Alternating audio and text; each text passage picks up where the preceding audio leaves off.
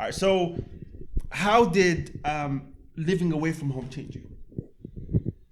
There you Go. How did it change you? Yeah. You know, it made me a lot more responsible than I was beforehand. Not that I wasn't responsible, but I became an adult, from a boy to an adult, to be honest, because everything I had to handle myself and sort out, and basically, you know, that whole self-awareness and, you know, making sure you do something, or else that there are consequences that only you will face. You know what I mean? Because when you're in university, if you get broke, you're the only one broke. You know what I mean? If you're starving someone, if you fail that exam, it's you. You know? So that whole, oh crap, you know, I'm here for a reason. Because I was always away from home, and sometimes you get a little carried away having fun, because university is fun. It's fun, Absolutely. You know what I mean? Yeah, So that whole, you know what, hold up, I'm having too much fun now. I need to tone it down and study, or do this, or I need to, you know, focus on looking after my health, or because the thing is, one thing you get to know in university and you learn is the fact that you meet different kinds of people, and you won't know them until you actually, you know, either deal with them in some way or another. So the fact that people will pretend to be your friend, or that they care for you, or whatever, all of that stuff, and then you realize, hold up, fam, they're just there for whatever reasons they're there for. So like, you get to know people, and you know, you also get to know yourself, to be honest. You know, so it's a learning curve. Absolutely. The thing was, before university and after, well, I'm still in it somehow. But you could almost, I was the same person throughout. But before, and people that probably knew me at college time, school times, would tell me, yo, Jib's probably very quiet. You know, in my own self-light, I can say I was very introverted. I was that kid in the corner, you know, just either reading a book, or if it's a game, I'll play the game. You know, I like to keep myself to myself. But when I went out to these new environments, I had to adapt. Like that said, I had to, you know, say, you know, Jibs, it's trying to show your personality to people, see how you see what you'd like, and that is very important, because you don't want people to show. You don't want to show people that you're something else. You want to basically, how do I say this? It's quite difficult to say, but you want to show that Your true colours, basically, who you are. Exactly. You know what I mean? And you want to have confidence in yourself. You want to show that when you have confidence in yourself, you want if you have an interest.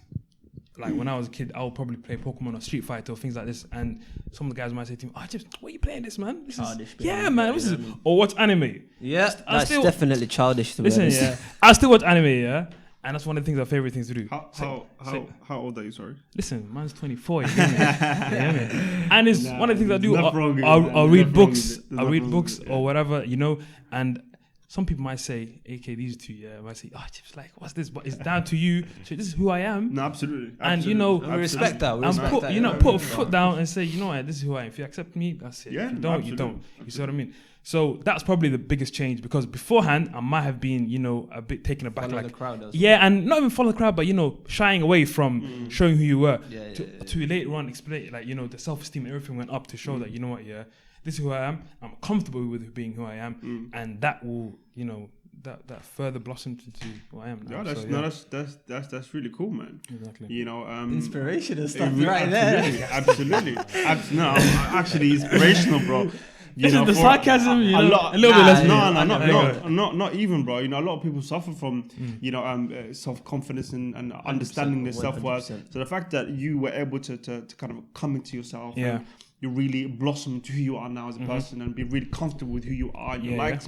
That's incredible, man. That's incredible. People respect. That's a top achievement. People respect the way you carry yourself. Exactly. You know what I mean? So if you're not confident in your own skin and who you are and what you love doing, then how do you expect someone else to appreciate it. If you're there like, yeah, I like this, but I'm not really too sure. What do you think? And then if you need reassurance of other people every time, that's when you're gonna go down a wrong route. You know what I mean? So yeah, you be like, this is me, like it or not. You know what I mean? And then if you get advice from friends and they tell you, you know what, this maybe, then obviously being able to take it on board. But you know what I mean? You don't change for who you are. You know what I mean? That's who you are. Absolutely. No, absolutely. Great points.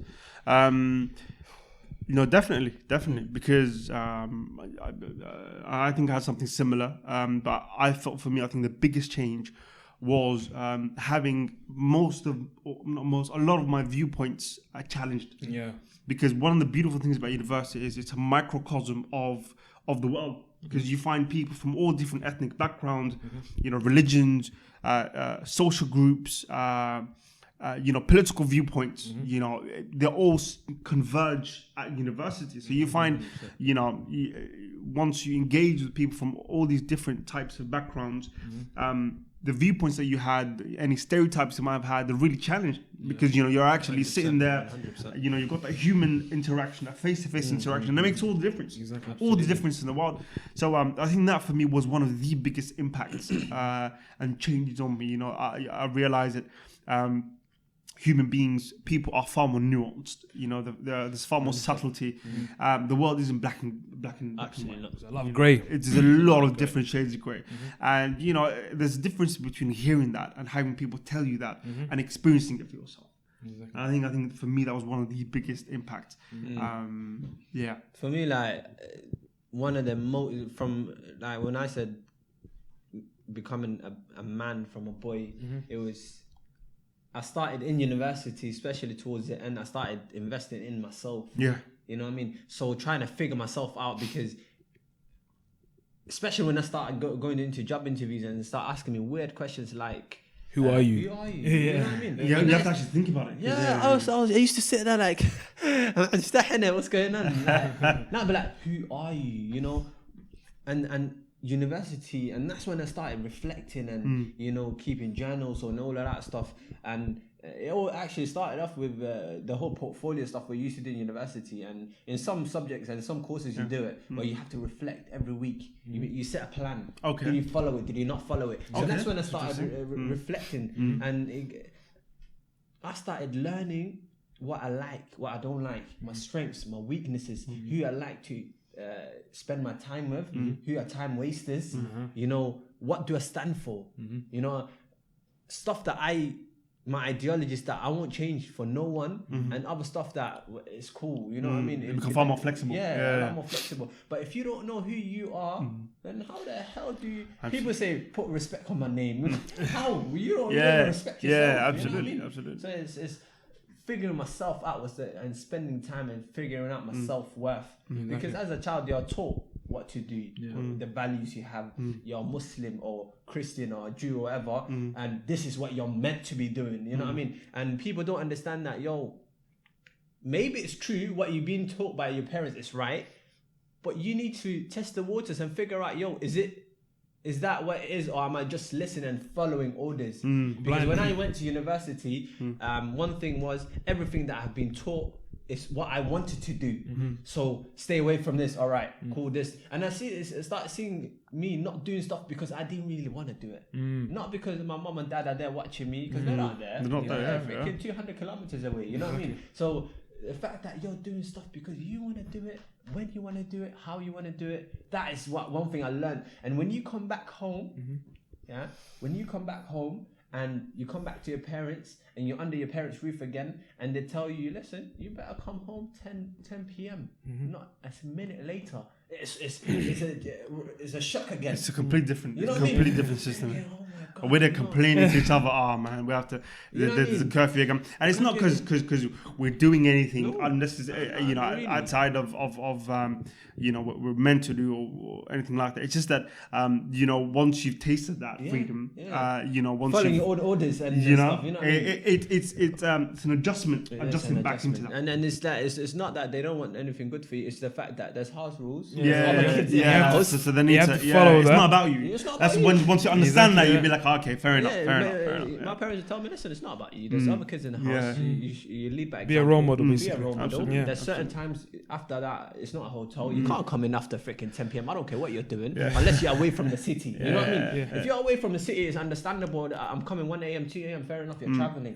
But don't take that piss and come walk in anytime you want. Like it's your house. It's not your house. You know what I mean? It's my house. You're living under my rules. rules. You're following my rules, and that's all it is. Absolutely. Yeah. And once they see that, you know, you've got new habits from wherever you come and be like, Okay, is that you? Yeah. New rules, yeah. No, that's not happening. But the thing is, also on the flip side, you know, parents are very much attuned to who you are, so they can see things, unconscious traits that you have that you might not notice. So once you start kind of settling into who you are as a person and finding out who you are, your parents can feel that change. They can see that change, and they'll, you know, the way they treat you will change naturally. You know what I'm saying? So it's a beautiful thing to see when your parents begin to appreciate who you are and appreciate that, you know, you've grown and you're growing, and they see the growth that you've made.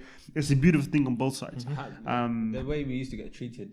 And then the way, now it's completely a bit of a different. different. Now we negotiate.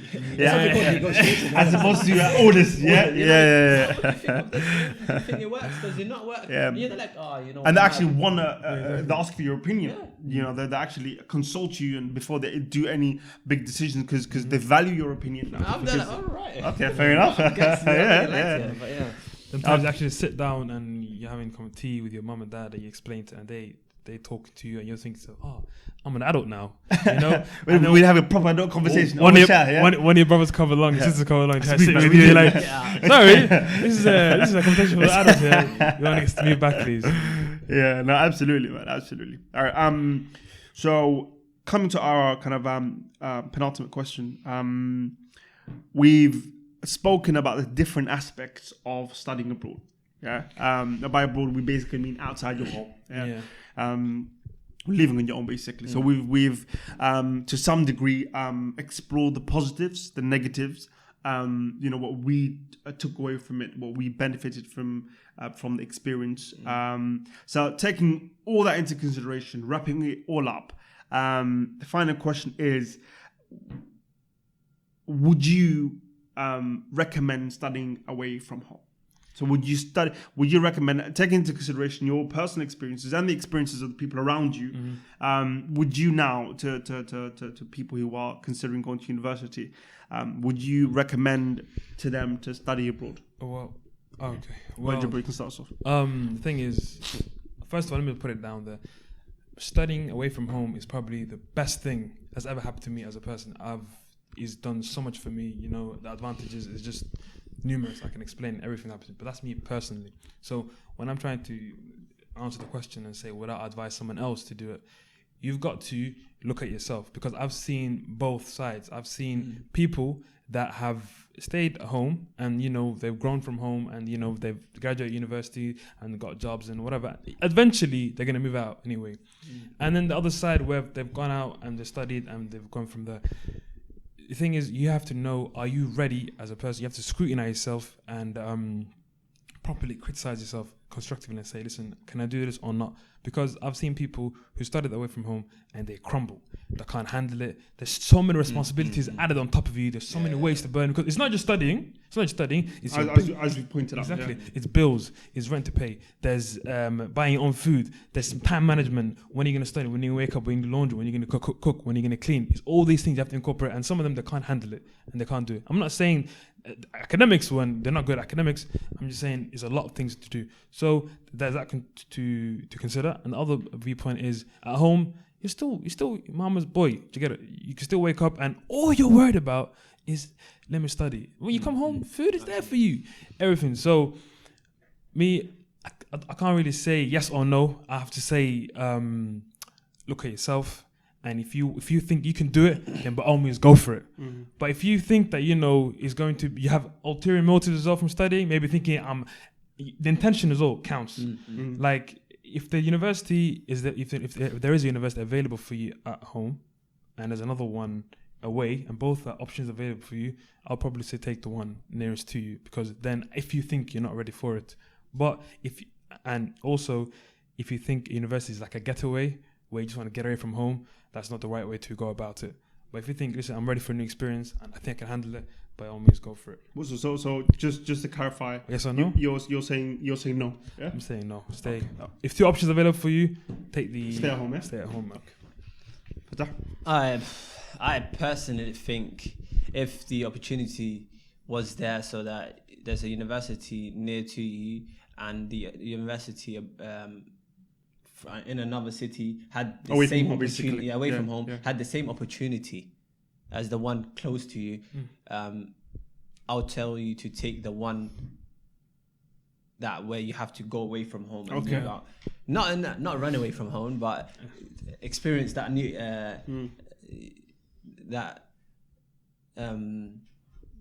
moving away from home experience, you know. And I'm a complete advocate for moving away from home, because in one way I have to disagree with Jibril, because why is that? in what way will you find out whether you're ready or not if you haven't tried it?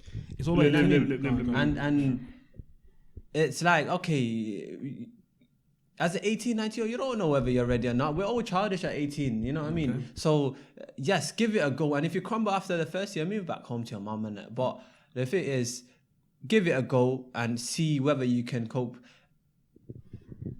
Girls tend to be a lot more mature than guys, first of all, at the same kind of age. Well, you just jumped a a little nuke there. It's true. Okay. So we're childish when you came, we're 18, 19. Yeah. So imagine staying 3-4 years at home, you know, then getting married, or 5 years, 6, 7, 10 years, getting married. Everything was done by your mum for all that period of time. Then you go get married. After taking the long-term view, yeah? Yeah, of course. That's interesting, man. Like, you need to develop into a man. Absolutely. Yeah. Absolutely. So that's interesting perspective. Like, if you go get married and then all of a sudden dropping your clothes everywhere and treating your wife like she's your mum, picking up your clothes, or your maid, you know what I mean? It doesn't work like that. That's not how the world works like nowadays. You know what I mean? You need to be an adult or someone that can handle themselves before someone comes into your life. Yeah. You know what I mean? So and university helps with that. University definitely moving out at least. 100%. So looking at it from that perspective and also trying to experience new stuff, I think 100% you should move out. But then after a year, if you can't handle it, then obviously the only way is back home. That's exactly what I was meaning. Apart from the fact that after the year you flop, you see what I mean? If you flop, you flop. When I say when you're ready, you have to. I'm talking about your intention. Do you see where I'm coming from? There's a lot of people they think they want to study, of course, but there's other things added into it as well. You see what I mean? Fair enough. But I totally agree with when you're saying you need to know yourself, but that time will come eventually. Do you know what I mean? Whether you don't have to move out for you to get that. Yeah. To get mature one day. Yeah. You can. It's not necessary. No. Fair enough. It's not necessary. No, it's not necessary. Fair enough. All right. So in conclusion, we've got two camps. Jibril saying ideally you would stay at home. And some good points. Not everyone is necessarily. It's not for everybody. Absolutely, not everyone's necessarily made out for that. It might not be just because it works for someone doesn't necessarily work for someone else. For that, obviously, on the other hand. On the other camp, saying that not only does it help you develop into a strong independent person, but also has very very positive long-term ramifications. Both obviously valid points. Tell us what you guys think in the comments below. Thank you very much for watching. I've been Salman. We've had Jibril, the illustrious guest, obviously, and Abdifatah. And on that point, thank you very much for watching. We'll see you next time. Thank you very much.